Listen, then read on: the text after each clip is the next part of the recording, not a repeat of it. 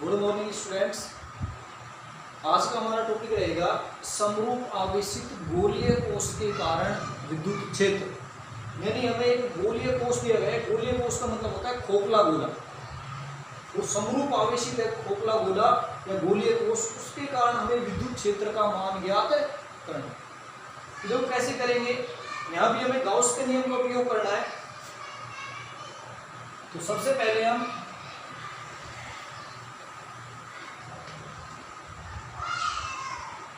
Capital R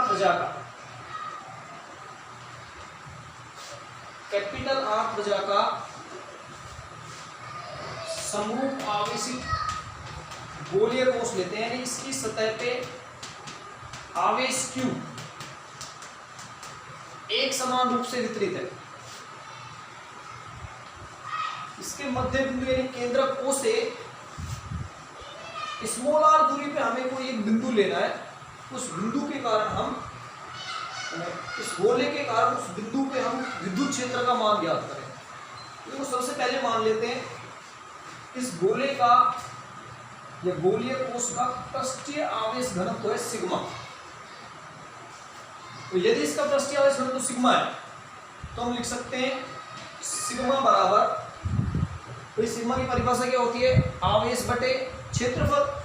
तो इस पे प्लस क्यू आवेश एक समान रूप से वितरित है, तो सिग्मा बराबर होगा Q अपॉन A। और इस गोले का वक्र पृष्ठ का गोलीय कोश के बाह्यतम पृष्ठ का क्षेत्रफल कितना होगा, 4πr²। तो यहां से हम लिख सकते हैं Q अपॉन 4πr²। समीकरण इस समीकरण का उपयोग लास्ट में करेंगे जब Q का मान हमें सिग्मा के रूप में लिखना हो। जैसे हमें क्वेश्चन में Q ना देके यदि सिग्मा दे दिया जाए तो हम Q बराबर क्या लिख सकते हैं, 4πr² इधर मल्टीप्लाई कर दो सिग्मा इंटू 4πr²। तो ये हमने समीकरण 1 बना। अब देखो इस गोलीय कोश के कारण हमें विद्युत क्षेत्र का मान ज्ञात करना है। तो यहाँ पे 3 कंडीशन संभव है कि जो बिंदु लेंगे जहाँ पे विद्युत क्षेत्र ज्ञात करना है वो इस गोले के बाहर भी हो सकता है, इस गोले की सतह पे भी हो सकता है और इस गोले के अंदर भी हो सकता है। तो हमें यहाँ पे 3 कंडीशन लेनी होगी। तो हम पहली कंडीशन लेके चलेंगे। फर्स्ट कंडीशन,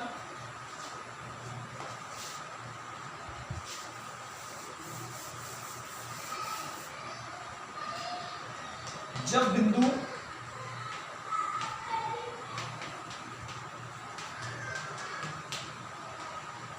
गोलीय कोश के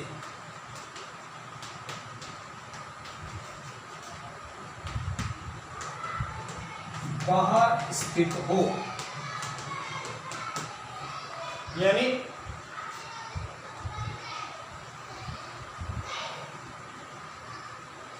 ये कैपिटल आर त्रिज्या का गोलीय कोश है, इसके ऊपर प्लस क्यू आवेश एक समान रूप से वितरित है। अब इसके केंद्र O से स्मॉल r दूरी पर इस गोलीय कोश से बाहर स्मॉल r दूरी पर हम एक P बिंदु लेंगे। इस P बिंदु पे हमें इस गोलीय कोश के कारण विद्युत क्षेत्र का मान ज्ञात करना है। यानी यह कंडीशन हमारी इस बार होगी R is greater than R। यानी जो R ले रहे हैं वो कैपिटल R यानी गोलीय कोश के बाहर स्थित। तो देखो गाउस का नियम लगाने के लिए हमें इस P बिंदु पे गाउसियन पृष्ठ की कल्पना करनी पड़ेगी। यानी ऐसा गाउसियन पृष्ठ लेना पड़ेगा जिससे पूरा का पूरा गोलीय कोश कवर हो जाए। इसका मतलब हमें स्मॉल r त्रिज्या का एक खोखला गोला लेना पड़ेगा। उस खोखले गोले के अंदर ये गोलीय कोश आ जाएगा, तो अंदर जो आवेश होगा वो प्लस Q हो जाएगा। इसका मतलब हम स्मॉल r त्रिज्या के एक गोलीय गाउसियन पृष्ठ की कल्पना करते हैं जिसमें जो P बिंदु है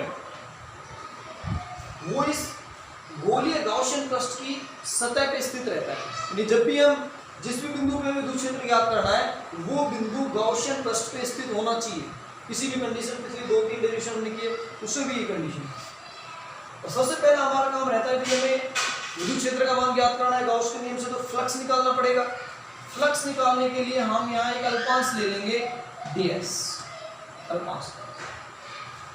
देखो अल्पांश ds की हम दिशा देखेंगे तो गोले का जो पृष्ठीय क्षेत्रफल है उसके लंबवत बाहर की ओर होगी, यानी इसका जो सरफेस है इसके लंबवत बाहर की ओर तृतीय दिशा में रहती है हमेशा इसके पृष्ठ के लंबवत। इधर आ जाएगी ds की दिशा। अब इस प्लस क्यू आवेश के कारण यदि हम इस अल्पांश में विद्युत क्षेत्र की दिशा भी देखें तो ये भी हमेशा तृतीय बाहर की ओर ही रहती है, यानी गोले में यदि हम देखें तो समान दूरी रहेगी चारों तरफ, तो इसके पृष्ठ से लंबवत बाहर की ओर रहती है विद्युत क्षेत्र की दिशा। यानी यहाँ पे E और ds गोलीय कोष या फिर गोले के केस में E और ds क्षेत्रफल अल्पांश और विद्युत क्षेत्र दोनों समान दिशा में रहते हैं, ये इंपॉर्टेंट केस। यदि हम माइनस आवेश होगा तो फिर दिशा E की हम विपरीत लेंगे, प्लस आवेश है तो दूर की ओर, ठीक है। तो ये हमारा इसमें डायग्राम हो जाता है। तो सबसे पहले हमें गाउस का नियम अप्लाई करके इस ds अल्पांश के कारण विद्युत क्षेत्र का मान ज्ञात करेंगे, सॉरी फ्लक्स का मान। तो गाउस नियम की सहायता से, गाउस नियम की सहायता से अल्पांश ds से गुजरने वाला फ्लक्स, तो गाउस का नियम क्या था, समाकलन of s E dot ds बराबर समेशन q अपॉन एप्सिलॉन। ये हमने गाउस का नियम अप्लाई कर दिया यहाँ पे, E डॉट ds बराबर summation q upon epsilon not. अब देखो समेशन q का मान यदि हम देखें इस गाउसियन पृष्ठ के अंदर आवेश का मान देखें तो ये पूरा का पूरा जो गोलीय कोष है गाउसियन पृष्ठ के अंदर स्थित है और इसके ऊपर कुल आवेश कितना है, कैपिटल Q। तो समेशन q का मान भी कितना होगा, कैपिटल Q। तो चित्र से हम कह सकते हैं, चित्र से समेशन q बराबर आ गया कैपिटल। तो इस समीकरण को अप्लाई कर दो, तो यहाँ पे समेशन q बराबर आ जाएगा, ये समीकरण हो जाएगा समाकलन of s E dot ds बराबर कैपिटल Q अपॉन एप्सिलॉन।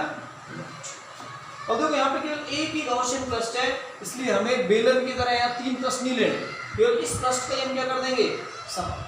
और देखो इसका यदि हम समाकलन करें तो जो E का मान है वो हम जानते हैं इस पूरे पृष्ठ पे क्या रहता है, एक समान। इन दोनों के बीच में एंगल कितना है, 0 डिग्री। तो सबसे पहले हम इसको लिख देंगे समाकलन of s E ds cos theta बराबर q upon epsilon not. Theta का मान यहाँ कितना है, 0 डिग्री। यहाँ देख सकते हैं E और ds दोनों समान दिशा में है तो इनके बीच में एंगल आ जाएगा 0 डिग्री। तो ये हो जाएगा समाकलन ऑफ s E ds 1, क्यों cos 0 का मान कितना होता है, 8 बराबर q upon epsilon not. E समान है, E का मान समान है। यदि E का मान समान होगा तो E को हम समाकलन के चिन्ह से बाहर ले लेंगे। समाकलन ऑफ s ds बराबर q अपॉन एप्सिलॉन। देखो हमें इस ds का समाकलन करना है, तो जब भी हम समाकलन करें तो पहले ही देख लेंगे यदि वो कोई एक निश्चित ज्यामिति तो नहीं है, नियमित ज्यामिति जिसका क्षेत्रफल हम पहले से जानते हैं, तो हम उस छोटे से अल्पांश का जब समाकलन करेंगे तो डायरेक्ट उस पूरे पृष्ठ का हम क्षेत्रफल लिख सकते हैं। तो ये इसी गोले के बाह्यतम पृष्ठ पे आ रहा है और गोले के वक्र पृष्ठ का क्षेत्रफल कितना होता है, 4πr²। ये हम गाउसियन पृष्ठ ले रहे हैं इसलिए इसकी त्रिज्या स्मॉल r आएगी। तो चूंकि समाकलन ऑफ s ds बराबर 4πr², तो यहां से हम लिख देंगे E इंटू 4πr² बराबर आ जाएगा q अपॉन एप्सिलॉन नॉट। और यहां से हमें E का मान ज्ञात करना है, E का तो E बराबर आ जाएगा q upon epsilon not into 1/4πr² का उधर मल्टीप्लाई हो जाएगा, क्रॉस मल्टीप्लाई। ये इसको हम लिख देंगे E बराबर, देखो 1/4π एप्सिलॉन नॉट को हम आगे ले लेते हैं, 4π को आगे ले लेंगे तो q अपॉन r² को ले लेंगे। ये फॉर्मूला पहले पढ़ चुके हैं हम। किसी बिंदु आवेश के कारण r दूरी पे विद्युत क्षेत्र के क्यू अपॉन आर स्क्वायर या 1/4 pi epsilon naught q upon r square, same वही फॉर्मूला आता है। यदि इसे हम सदिश रूप में लिखें, सदिश रूप में, तो ये आ जाएगा सदिश ई बराबर के 1/4 पाई एप्सिलॉन नॉट को के लिख दो, के क्यू अपॉन आर स्क्वायर। देखो त्रिज्या बाहर की ओर रहती है इसकी दिशा, तो हम यहां लगा देंगे आर कैप त्रिज्या की दिशा। ये हो जाता है इसका सदिश। तो ये गोले को उसके बाहर स्थित बिंदु विद्युत क्षेत्र का माना जाता है। अब हमने इस गोले का जो पृष्ठीय आवेश घनत्व था वो सिग्मा माना था, तो यदि सिग्मा के रूप में हम आंसर निकालना चाहें तो क्या होगा? तो यहाँ देखो जो हमने समीकरण 1 बनाई थी उसका यूज कर सकते हैं हम। इसको समीकरण 2 बना देंगे, इसको समीकरण 2, ठीक है। अब समीकरण 1 थी हमारी, समीकरण 1 से वो थी सिग्मा बराबर capital Q upon 4 pi capital R square.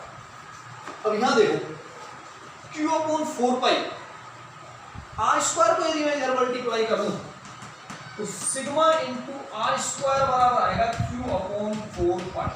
यानी समीकरण 2 में क्यू अपॉन 4 पाई की जगह क्या लिख सकते हैं?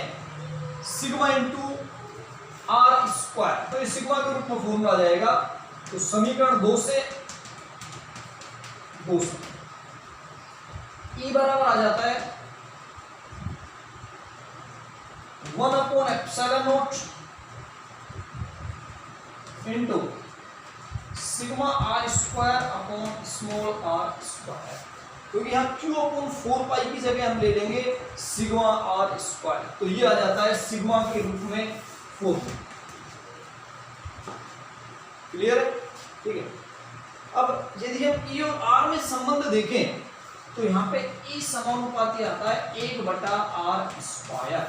यानी जो विद्युत क्षेत्र है वो दूरी, जैसे जैसे दूरी बढ़ेगी विद्युत क्षेत्र का मान लगातार कम होगा। कम भी कैसे होगा? r स्क्वायर 1/r स्क्वायर पे। तो ये हमारा पहला केस हो जाता है जब बिंदु गोलीय कोश के बाहर स्थित। अब देखो दूसरा केस लेते हैं हम, जब बिंदु गोलीय कोश की सतह पर स्थित हो।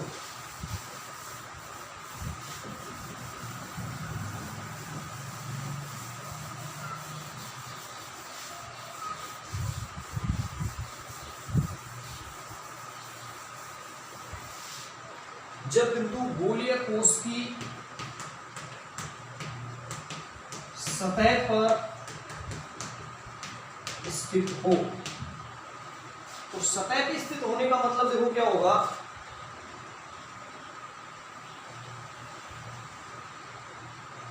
ये मान लो कैपिटल आर त्रिज्या चालक गोला हमने लिया, इसलिए प्लस क्यू आवेश इस पे एक समान रूप से फैला हुआ है। ये प्लस क्यू आवेश इस पे एक समान रूप से फैला हुआ है, प्लस क्यू आवेश। अब हमें क्या करना है? जो बिंदु P है इस बार इसकी सतह पे लेना है, यानी यहाँ पे तो r दूरी है, तो गॉसियन पृष्ठ होगा वो इस गोली की सतह पे ही होगा। मतलब इस बार हमें लेना है स्मॉल r बराबर कैपिटल R। जो हमने अभी समीकरण पढ़ा है उसमें स्मॉल r की जगह आप कैपिटल R यूज में ले लो, सतह पे आ जाएगा। सारी कंडीशन इसको आप सोल्व करना चाहते हो, सबसे पहले अल्पांश लो, अल्पांश से विद्युत क्षेत्र निकालोगे, सेम ही रहता है। यानी जब भी आपसे सतह पे पूछा जाए तो हम लिख देंगे, हम जानते हैं E बराबर 1/4 pi epsilon not Q upon R square. ये रहता है R ग्रेटर देन R के लिए। यदि R बराबर R यानी सतह पर काम में ले हम, तो E का फॉर्मूला आ जाएगा 1/4 pi epsilon not Q upon capital R का स्क्वायर।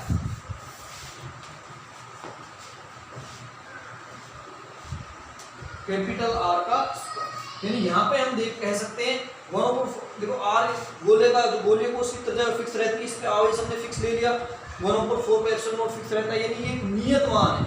क्या कह सकते हैं? ये क्या है? नियत मान है। तो देखो इसमें सिग्मा का यदि हम अप्लाई करें सिग्मा, तो पता भी चल जाएगा कि किसी गोलीय कोश के जस्ट बाहर विद्युत क्षेत्र या उसके ऊपर विद्युत क्षेत्र कितना आता है, जो हम पहले भी निकाल चुके हैं। तो एक फॉर्मूला तो आ जाता है E बराबर 1/4π/Q/R²।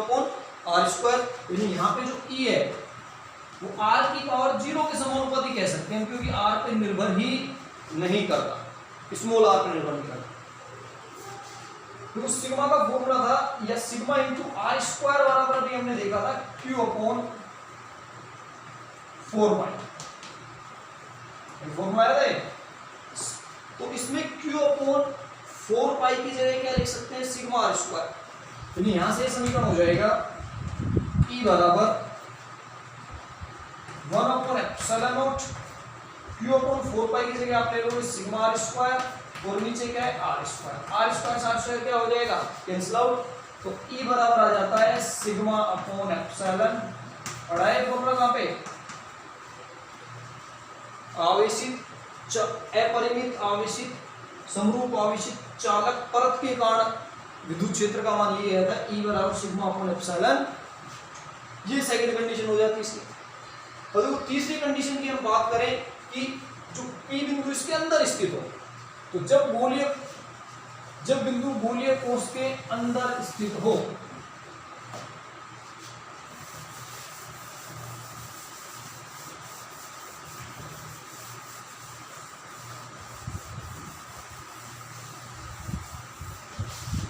जब बिंदु गोलीय कोश के अंदर स्थित हो, अंदर स्थित होने का मतलब R लेस देन R रहेगा। यानी ये हमारा कैपिटल R त्रिज्या का गोला था, प्लस Q आवेश से एक समान रूप से आवेशित है, प्लस Q आवेश। अब इस बार हमें इसमें स्मॉल r दूरी पे P बिंदु लेना है। तो P बिंदु कहाँ लेना है, इसके अंदर। तो तरीका क्या रहेगा, यहाँ पे एक बार हम करते हैं, तरीका सेम रहेगा कि यहाँ हमें एक स्मॉल r त्रिज्या के गाउसियन पृष्ठ की रचना करनी पड़ेगी इसके अंदर, क्योंकि जहाँ P बिंदु रहता है तो गाउसियन पृष्ठ की सतह पे आता है P बिंदु। तो गोले के अंदर हमने स्मॉल r त्रिज्या के गाउसियन पृष्ठ की कल्पना करनी है। यहाँ हम अल्पांश लेंगे ds की दिशा होगी बाहर। लेकिन जब हम विद्युत क्षेत्र की बात करेंगे तो इस गोलीय कोश के अंदर आवेश कितना है, अंदर आवेश है Q बराबर 0। और जब गोलीय कोश के अंदर आवेश ही 0 है तो विद्युत क्षेत्र भी कितना होगा, 0।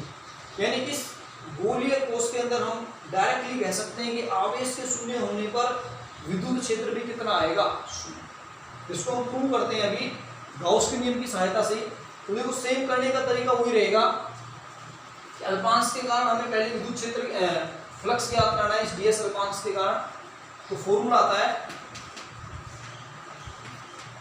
गाउस के नियम से समाकलन of s E dot ds बराबर समेशन Q/ε0। अब इस कंडीशन में समेशन Q बराबर क्या होगा, 0, क्योंकि गाउसियन पृष्ठ के अंदर आवेश कितना है, 0। तो समेशन Q 0 है, तो यहाँ पे समाकलन ऑफ E डॉट ds बराबर 0/ε0। तो समाकलन ऑफ E डॉट ds बराबर 0। अब देखो E डॉट ds का हम समाकलन कर रहे हैं, उसका मान पहले हमारे पास है 0। इसका मतलब इन दोनों में से किसी एक का मान क्या होगा, 0। अब यहाँ पे अल्पांश तो हमने कुछ ना कुछ लिया है, लेकिन यहाँ पे अल्पांश की कुछ ना कुछ वैल्यू है, ds is not equal to 0। यदि ds 0 नहीं है तो किसका मान 0 होगा, E का मान 0 होगा, क्योंकि दो राशियों का गुणनफल यदि 0 है उनमें से किसी एक को 0 होना ही होना पड़ेगा। अल्पांश हमने ds यहाँ पे लिया, इसका मान 0 नहीं है, इसका मतलब E क्या होगा, 0।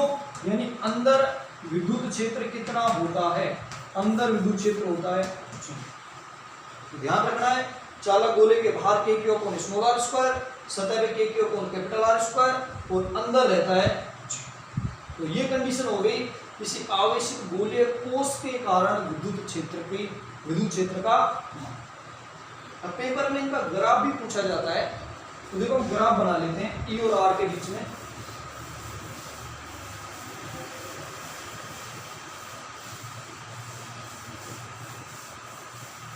ई और आर के मध्य ग्राफ।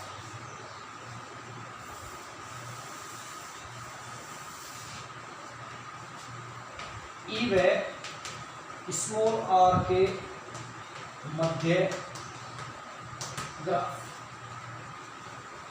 ग्राफ का तरीका तुम्हें बताया था, किसी न किसी समीकरण से बनता है ग्राफ हमेशा।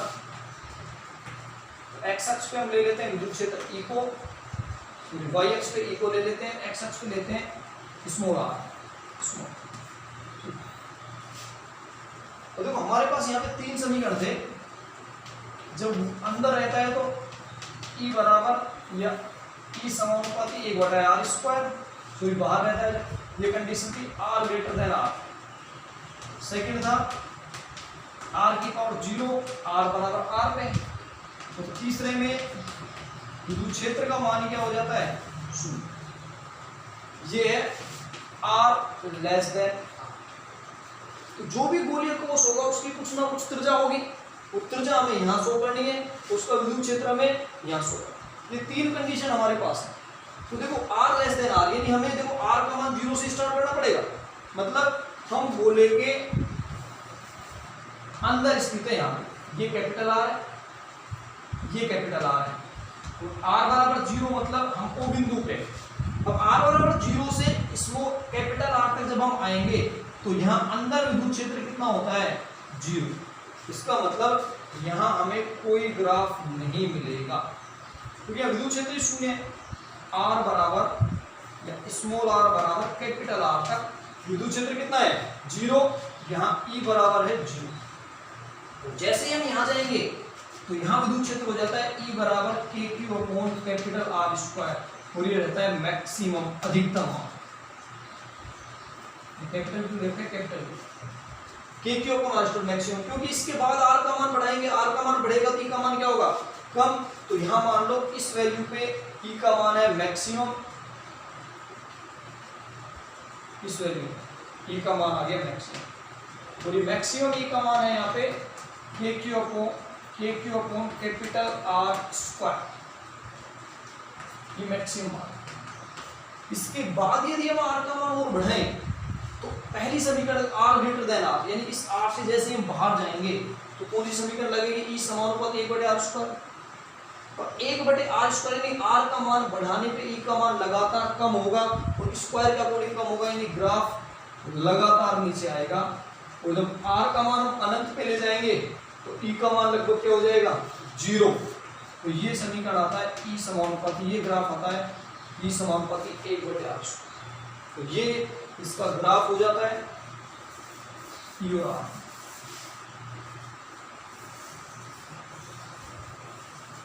तो ये हो गया हमारा समरूप आवेशित गोलीय कोश के कारण विद्युत क्षेत्र का मान। अब देखो जस्ट इससे जो नेक्स्ट हेडिंग है वो गोलीय कोश की जगह काम में लेते हैं चालक गोला। समरूप आवेशित चालक गोला। तो चालक गोले को पढ़ने की आवश्यकता नहीं है, क्योंकि हम पहले ऑलरेडी पढ़ चुके हैं इसको। कैसे पढ़ चुके हैं? देखो चालक की हम एक प्रॉपर्टी जानते हैं कि किसी भी चालक को दिया गया आवेश उसके बाह्यतम पृष्ठ पे एक समान रूप से वितरित हो जाता है। ये मान लो चालक गोला है, चालक गोला। इस चालक गोले को जो भी आवेश दिया जाएगा वो आवेश इसके बाह्यतम पृष्ठ पे एक समान रूप से वितरित हो जाएगा, यानी इसके अंदर जो आवेश रहेगा वो कितना रहेगा 0। और जब अंदर आवेश 0 रहेगा तो विद्युत क्षेत्र भी कितना होगा 0। तो चालक गोला गोलीय कोश ही बन जाता है, क्योंकि गोलीय कोश में भी अंदर आवेश 0 रहता है। तो चालक गोला जो ठोस गोला रहता है उसके अंदर यदि हम आवेश देंगे तो वो आवेश भी उसके बाह्यतम पृष्ठ पे एक समान रूप से वितरित हो जाएगा। इसका मतलब चालक गोला एक गोलीय कोश की तरह व्यवहार करता है। तो इसमें भी तीनों कंडीशन हमें क्या लेनी है गोलीय कोश वाली लेनी है, सेम उसी तरह ये डेरिवेशन हो। तो क्वेश्चन कई बार ये आ जाता है कि चालक गोले में जो आवेश है वो बाहर क्यों आ जाता है। उसकी सिंपल सी बात है कि चालक में मुक्त इलेक्ट्रॉन पाए जाते हैं, और हम जानते हैं कि जब हम इसको प्लस क्यू आवेश है इसको अतिरिक्त आवेश देंगे, अतिरिक्त आवेश देंगे आवेश की अधिकता होगी तो आवेश एक दूसरे को रिपेल करेंगे, प्रतिकर्षित करेंगे, और जब समान आवेश एक दूसरे को प्रतिकर्षित करेंगे तो वो अधिकतम दूरी पर जाने की कोशिश करेंगे, यानी वो आवेश एक दूसरे को प्रतिकर्षित करते हुए अधिकतम दूरी पे आएंगे, और अधिकतम दूरी का मतलब उस गोले की सतह पे आ जाएंगे। और ये जो टाइम लेते हैं लगभग 10⁻⁻⁹ सेकंड, यानी नैनो सेकंड टाइम लेते हैं, इसलिए इसके अंदर कोई धारा नहीं बहती। बहुत कम समय में जैसे आवेश दिया तो 10⁻⁹ सेकंड में ही वो सतह पे आ जाता है प्रतिकर्षण बल के कारण। इसलिए वो अधिकतम दूरी पे रहना चाहते हैं, जितना भी हम इसको आवेश देंगे वो सारा का सारा आवेश कहाँ जाएगा, बाहर आ जाएगा। यानी एक चालक जो गोला है वो गोलीय कोष की तरह व्यवहार करता है। तो जो हमने अभी अभी गोलीय कोष पढ़ा है, सेम उसी के तीनों कंडीशन हमें इसमें अप्लाई करने हैं। केवल गोलीय कोष की जगह क्या काम में लेना है, चालक। Thank you. आज का लेक्चर हमारा खत्म होता है। नेक्स्ट कल करते हैं अचालक गोले के कारण विद्युत क्षेत्र।